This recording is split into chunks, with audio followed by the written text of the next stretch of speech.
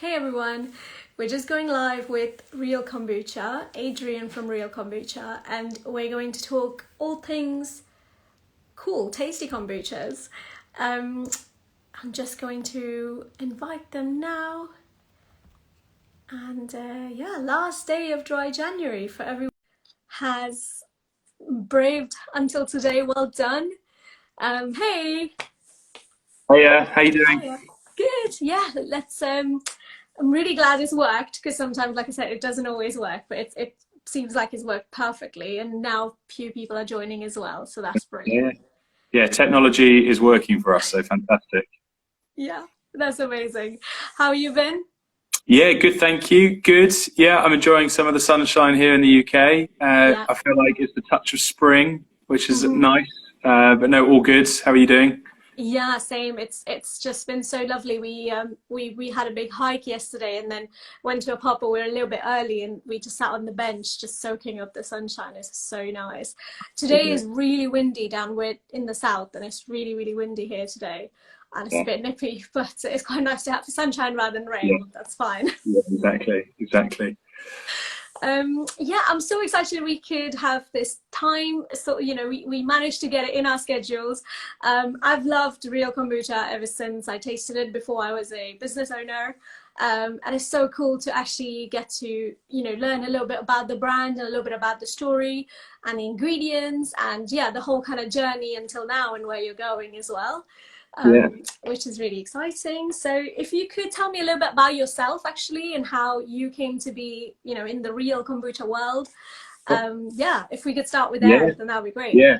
Well, first warning is I like to talk, so yeah, if I'm talking too much, just tell me to stop. Well, no, Okay. for people who don't know me and the brand, our brand is Real Kombucha, and my name's Adrian, one of the co-founders, and yeah, we've been running for about 4 years now. Mhm. Before Real, I started in the world of food and drink, but more on the science side. So Okay. I did my PhD in nutrition Amazing. and studied polyphenols, so natural plant compounds and why they're good for our health. And then went into academia to try and do more research and became a lecturer. But ultimately, I really liked actually trying to help people make better decisions about their food and drink. So I went into the food and Okay. drink industry, did loads of stuff, lots of different companies, Suntory, PepsiCo, to help do sugar reduction and make their things healthier. Oh, that's And so that's where interesting.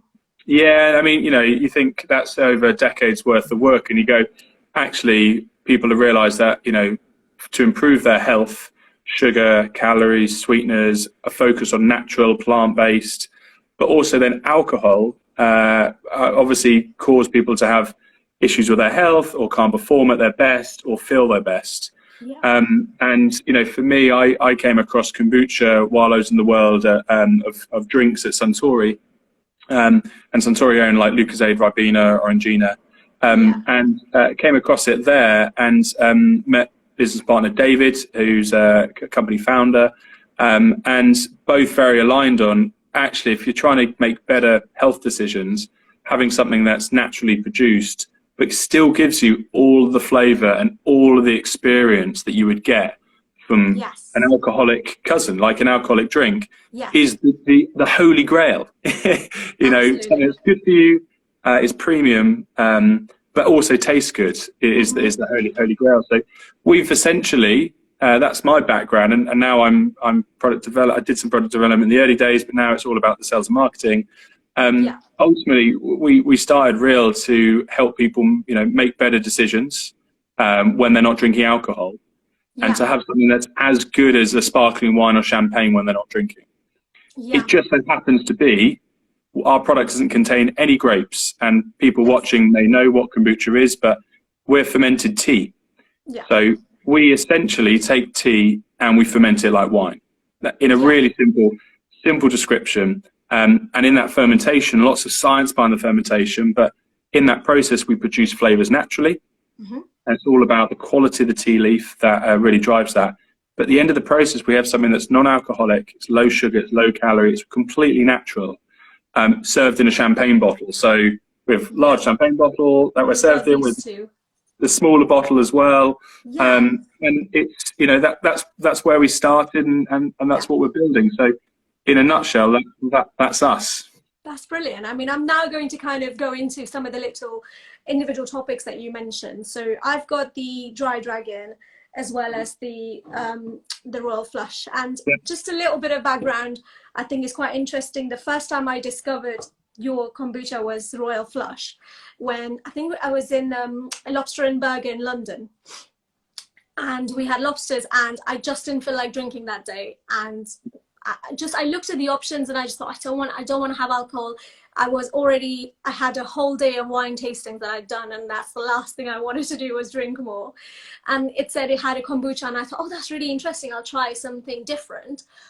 And it immediately, especially I have a complete wine background. So for me, the fact that it just, the lobster burger had like a butter, garlic kind of really, really heavy, quite creamy, quite oily, kind of, and fishy as well, like lots of really cloying flavors. And the royal flush, sorry, just completely cleans my palate every time. And also, I definitely felt like it didn't sit so heavy on my stomach afterwards, like I'd eaten such a rich, dinner. It didn't feel like it, because I felt like kind of, digested it all without kind of going into gut science. But yeah, definitely. And I thought, oh, wow. And I took a picture of your brand at the time, and I was like, I didn't know this brand before. And ever since, like, I think this is like 3 years ago, actually. So you would have been fairly new. I think you guys were working with Nando's and them making for them specifically. I think the label was slightly different at that time. Yeah. Since I followed your journey, and I found that the bit that really blew me away is the fact that there was nothing in it. It was just like wine. It was just tea, water, and bacteria yeast. And that's it. There wasn't like rhubarb or apple juice or anything like that. That was it. And the aromas and the flavors from just that, again, I was so impressed, because the similar thing I have in wine. It's like, no, it's just the grape, and there's nothing added. There's no blackberries added to it. It's just obviously esters and things like that. So I was really, really impressed. So yeah, well, imagine the day when we discovered this. David had been playing kind of in his garage and trying lots of different teas, and when we discovered this, you have to remember that kombucha, there's some fantastic kombuchas out there, lots of different varieties. But how the world of kombucha has changed is normally it's quite a flavored market, so gingers and raspberries and other things. Nothing wrong with that. It's great as an alternative to a soft drink on those occasions. People love some of those flavors. Where we're quite unique is exactly what you just described. We take different teas and we source them from around the world. We treat them like a grape and we ferment it. And really, it's the tea. We fermented now 200 teas from around the world. So we have a huge catalogue. We have other products we're bringing out this year and next year. So there's some amazing stuff. But we realized when you're not drinking alcohol, you want something that's still got the complexity, richness, and story and passion that goes into it, like a wine. And normally the replacement traditionally is a soft drink. Yes. So soft drinks are blended with sugar and sweeteners and other things. Yeah, and then that's like a chemical formula of a flavor added, and that's that's the end result, isn't it? It's engineered. So, for where we start, we work in food pairing. So we're all about, having a champagne flute if you're celebrating. Sorry, I've got a big wine glass. Or in a wine glass to pair with food. That's our focus. And so we've worked with, over 50 Michelin star restaurants to pair well with food. Yes. And so as a result, with Burger and Lobster and other restaurant groups, we work with them to do that. We also work with hotels. We work with wine bars to give people an option if they're not drinking. And I'm just cracking the bottle now.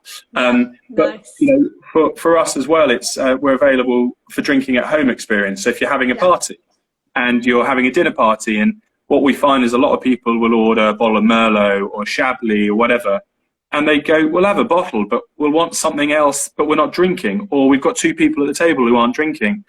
Turning up to a party with one of these is great, or a couple of the smaller bottles is great. So you're spot on in terms of the food pairing.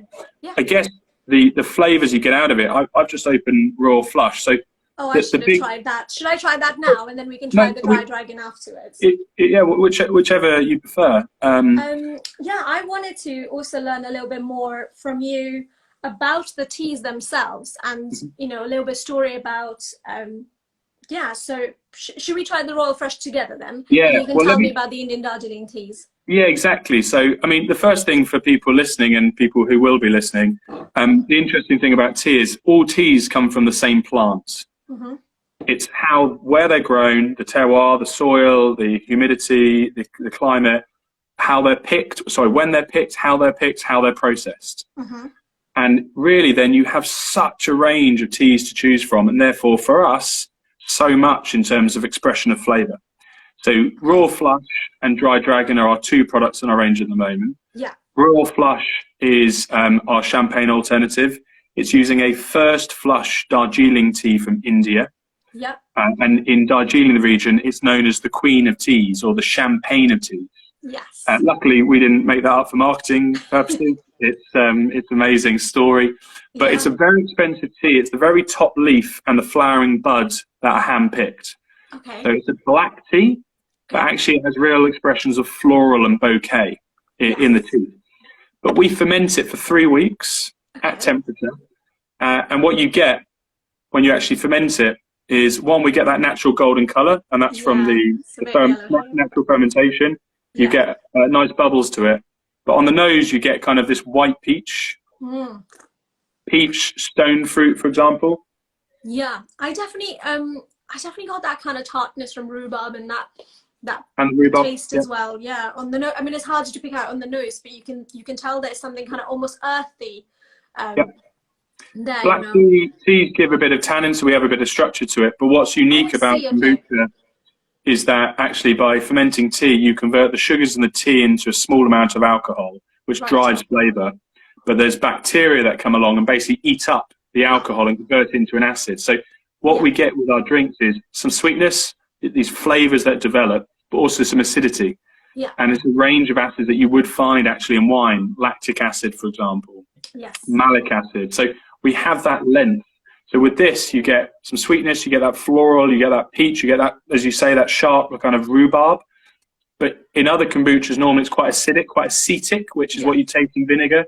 Yeah. We just don't have a strong abundance of that, so you get this really nice balance. So what that means is good to drink straight to celebrate, or we find actually this pairs, as you rightly said, white meats, white fish, creamy sauces, anything with a lot of fat to it works really nicely. Or in desserts as well, in dessert pairings. Yeah, definitely. I can imagine this in crumble and things like that as well with a nice ice cream. Yeah, absolutely. So it has that versatility.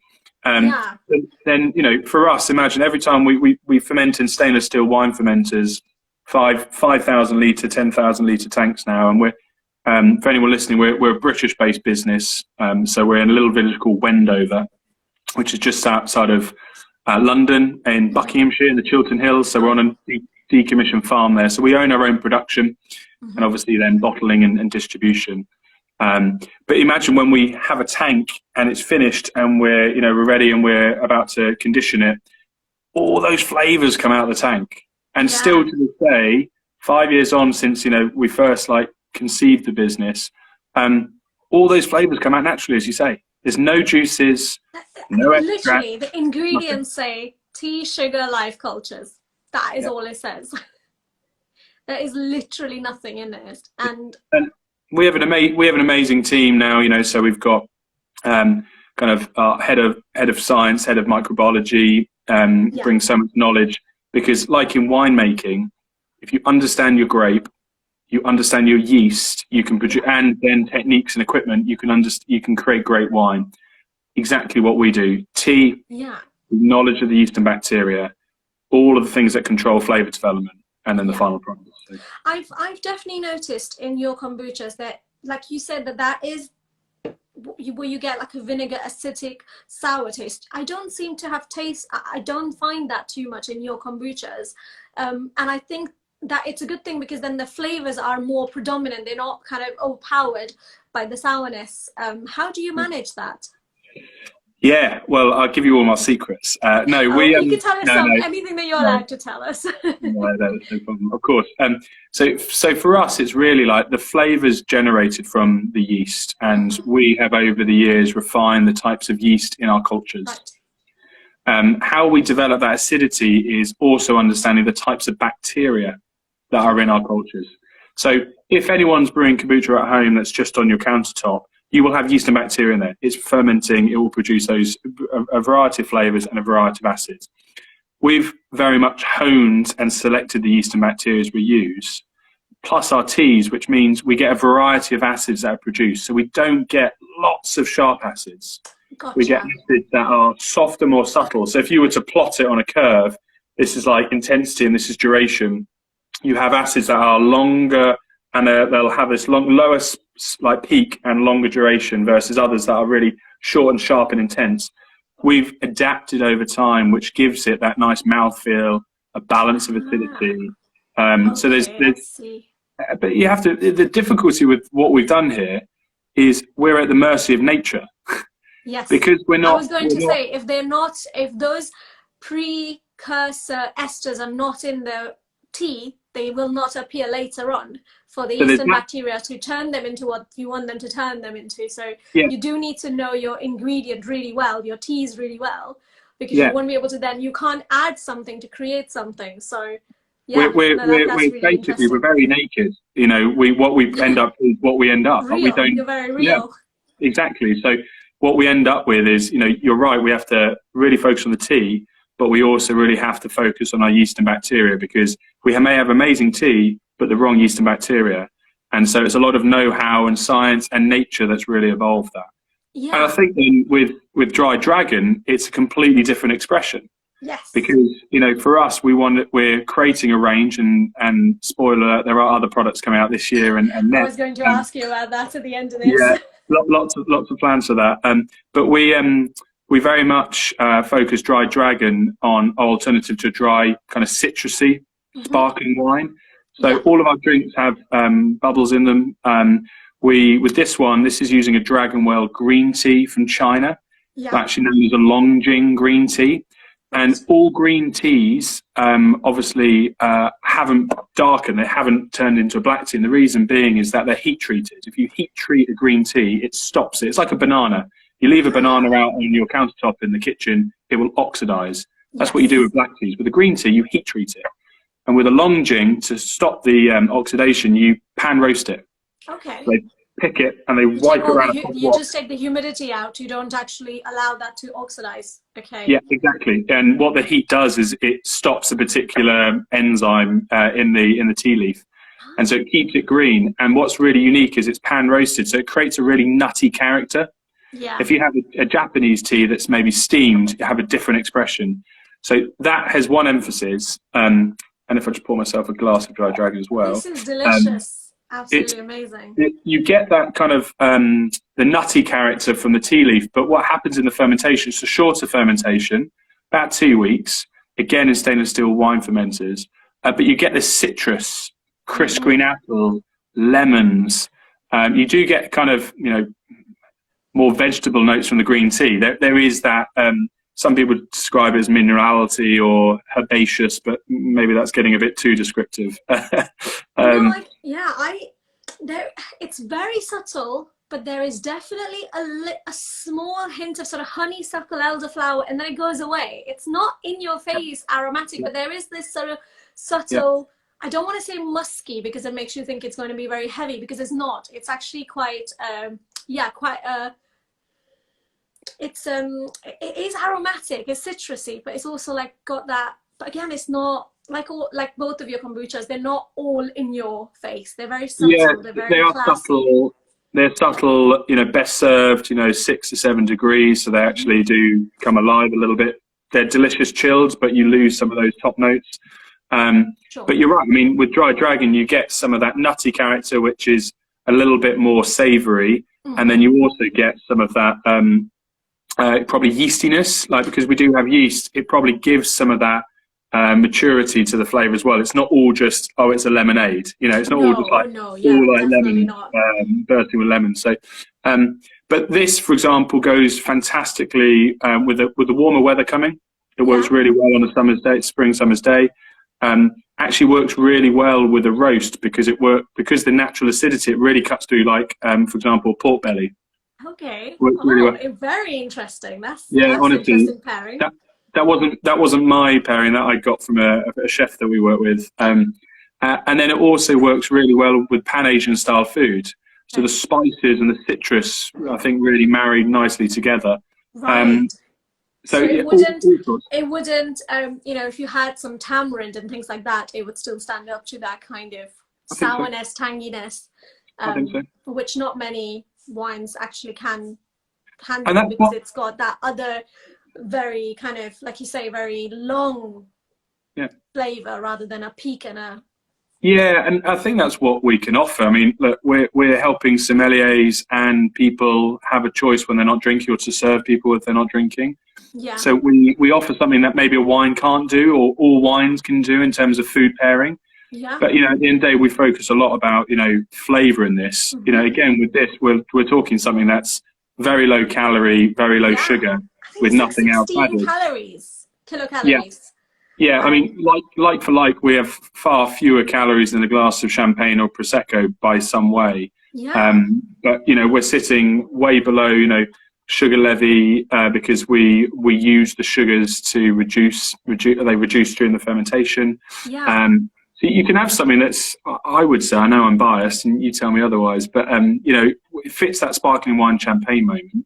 Absolutely. Food, oh yeah, but absolutely. You're not sacrificing your headache the next morning. You're not sacrificing your health, and you're kind of staying true to yourself and what choices you want to make. You've got that freedom of choice if you're out and about and don't want to drink alcohol. So that's really our focus. Yeah, no, absolutely, I agree. And again, it's with certain sparkling wines. I think sometimes too much alcohol actually interrupts that experience because it gives you that glycol kind of very long heavy feeling and then the bubbles, and sometimes it has to be quite skilled to be in balance and has to age for a long time to find that balance, which I feel like both of your kombuchas do really well. And that's another thing I think it shows that you clearly understand your, you know, that process, that you've invested a lot of time into that process, to kind of find, you know, that you don't have to produce them and then leave them in the bottle for ages for that sourness and tartness to calm down a little bit. And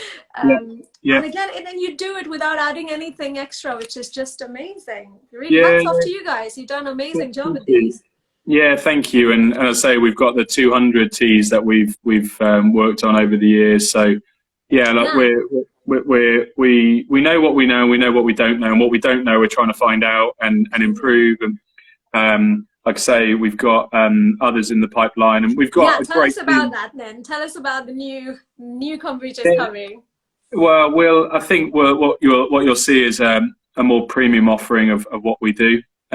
So you know, one of the first teas that we used was a silver needle tea, and an amazing, very exquisite tea. But you know, without giving you product names and things at the moment, we're very much, if you think about what we're doing, is giving people that option in place of sparkling wine. Yeah. So you think about what we're seeing in the natural wine movement with pet nats. You think about what we're seeing in rosés and blushes. You think about even non-vintage champagnes or vintage champagnes where they've had different techniques and processes added. For us, nothing's off limits. Nothing's off limits in what we can do to, again, create complex flavors, non-alcoholic, and don't sacrifice your health, but there still is all the complex flavor. So you know, you'll see definitely one new product come out this year. Okay, exciting. Well, actually two this year, one in June, one in September. One for a bit later in the year. Yeah, exactly. So don't worry, I'll definitely send you some samples way before so you can have a try. Oh yeah, definitely. We got to get them on the website ASAP. Yeah, absolutely. No, absolutely. But is there any? I feel like I've taken over and talked lots about the drink. Is there any? Do you think there's any questions people would want to? Yes, that's what I was going to say. Is if anybody has any questions about kombucha or generally, or any specific questions about, you know, even where they're stocked or anything like that, you know, feel free to put it in the comments. I know somebody commented a little while ago saying that they love both the flavors of kombucha and how it's a fantastic alternative to champagne, and they're delighted that they're in their Sainsbury's next door, like close to their house, I'm assuming.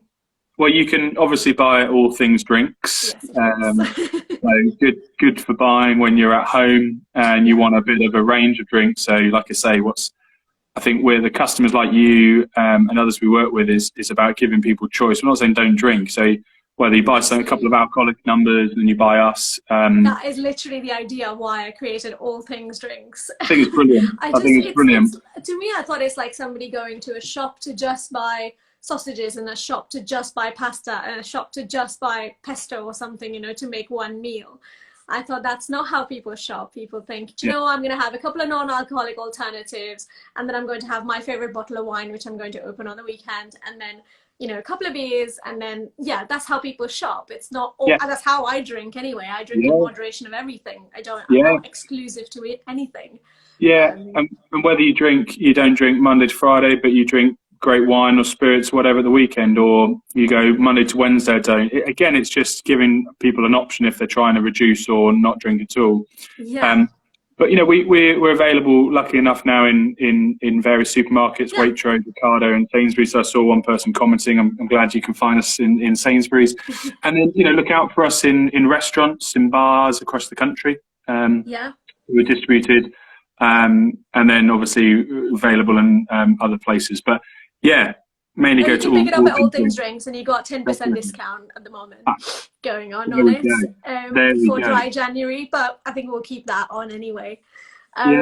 They say, these sounds delicious. Just wondered if you had any advice on using them as mixers with alcohol or for a healthier drinking alternative. That's a good question. I mean, we have, like I say, people drinking it with or without wine because they're mixing between. If you're making cocktails, you can make a number of like non-alcoholic cocktails with it. So Bellinis, Kir Royales, more champagne focused. We do have people using it in place of tonics because they don't quite like the quinine, the bitterness of the quinine, or lots of sweetness. This would be really nice with a nice, mildly flavored gin, a citrus forward gin or something like that. This would be really good with that. Yeah, definitely. Dry Dragon works well with some gins. We work with, Saint Germain and lower ABV Lillet, for example, where or Belsazar, or even Aperol to create that kind of with the weather warming up. It's a long drink, lots of ice. It does actually work really nicely, and especially with the bubbles, so you're not having to do Prosecco and tonic water or sparkling water, whatever it is, it's all to make it. Yeah, that's a good point, actually. The fact that it's already got the fizz is fantastic. Yeah, and you end up consuming less sugar across an evening by using this in place of a soft drink, unless you're using a diet drink or a no sugar drink, but then you are consuming sweeteners, whatever your choice is there. But there is quite a lot of versatility to it, and we've had lots of leading bars making alcoholic and non-alcoholic cocktails with us. So I've got so if you go on All Things Drinks on your product pages, I have got the Bellini recipe for the Royal Blush and a Dry Dragon as well, a recipe with that as well. Which you did in partnership with Dan, I think, who did Mixed in Minutes. His book we also sell because we love him. Dan's a good guy. Love him. Then someone says, left kombucha, where can you buy it? But I think we've already answered that. Get them at restaurants and online. I think your website has a good kind of where they are in restaurants as well. Check our website out. Always, if people have questions, drop us a line. Always happy to help. One other question, Will Brewstuff says, what are your thoughts on filtering the kombucha? Interesting. I feel like Will's a brewer. Yes, he says Will Brewstuff is his handle. That's got a bit of sediment. So filtration as a method is, it's negative connotations around what it does to strip flavour. Also keeping the product as unrefined as possible.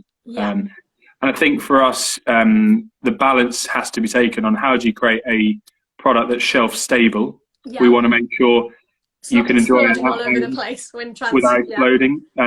So I think filtration offers a great opportunity to manage the yeast in your product, because that is what can cause issues in terms of exploding bottles or change in flavour. So I think it's a useful tool. It's just it can be overused where you end up sacrificing flavour and the slightly the refined nature of the drink just to get shelf stability. And the way we approach it at Real is how do we use a variety of techniques to deal with the yeast without sacrificing flavour. So we use a light filtration method. We do that to deal with the yeast, but again, what we know we're putting through the filter at the beginning versus the end, we've still got that flavour.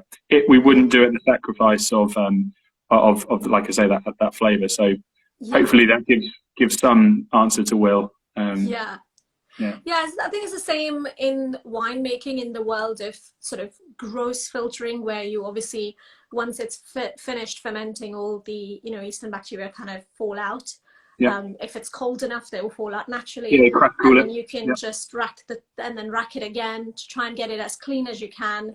And then you have filtration, and then you have fining. And I think fining is what you mean. When you fine something, that's when you lose a lot of, you have to be really careful and really good at it. Or you can strip a lot in the wine. Quite a lot of red wines. I mean, quite a lot. Most red wines are not fined for that same purpose because it loses the color and things. But filtration, I think the technologies are quite good now, where you can filter it fairly cleanly without losing.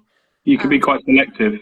You can be, and it can be very controlled. And you don't need to use any chemicals for that either. It's just like a machine that filters everything out, and that's it. And finings, you can have processing aids, you can have vegan, non-vegan agents that help, but for us, we're then adding something into the drinks that otherwise wouldn't have been there in the first place. So we rely more on kind of crash cooling and other light filtration. I think it's the same conversation with sort of natural wine producers and things like that. They would, fining is a very big decision that a producer takes, but filtration, on the other hand, is actually not such a harsh technique, and it still has nice cloudy drinks without them exploding all over the place.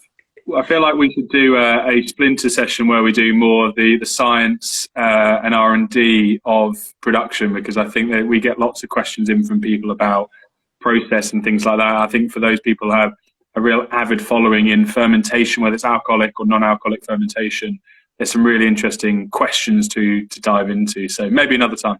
Yeah, no, absolutely. But I think we've answered that question. Anybody have any last questions before we say goodbyes? Please drop them in. If anybody's joined just now, we just tasted the Dry Dragon and the Royal Flush in the small format, and you've tasted the Royal Flush in the champagne bottle, the format, which, I think these are great if you want to try them, if you haven't tried them yet and you're on our website and you're browsing. And you find them, I think they're £2.80 something, and then with the 10% discount, you can just try something, try a few different types, and then when you like them, and then the brand as well, then of course when you have a party or it's a special occasion, you can get that bottle there, and then you get that amazing pop. You still get that, without compromising on that feeling of a party drink. Or you have to drink alcohol, or prosecco or champagne. So that's great. Well, it's been great chatting to you, and thank you so much for having us and me on here. No, it's been great. Thank you so much for your time. No worries. And if there's any questions that come through from others to you guys, send it over, and I'm happy to answer, and vice versa. So. Will do, definitely. If anybody has any questions or you're watching, leave it in the comment section, and we'll get hold of Adrian and get him to answer it. That's great. Brilliant. Okay, well, I'll let you go, and I'm going to finish these with our dinner tonight. So we're making some Indian food, so I think they'll. Oh, beautiful! Send me some pictures. That sounds great. All right, lovely seeing you. Thanks everyone for listening. Thank you, everyone. Bye. Bye.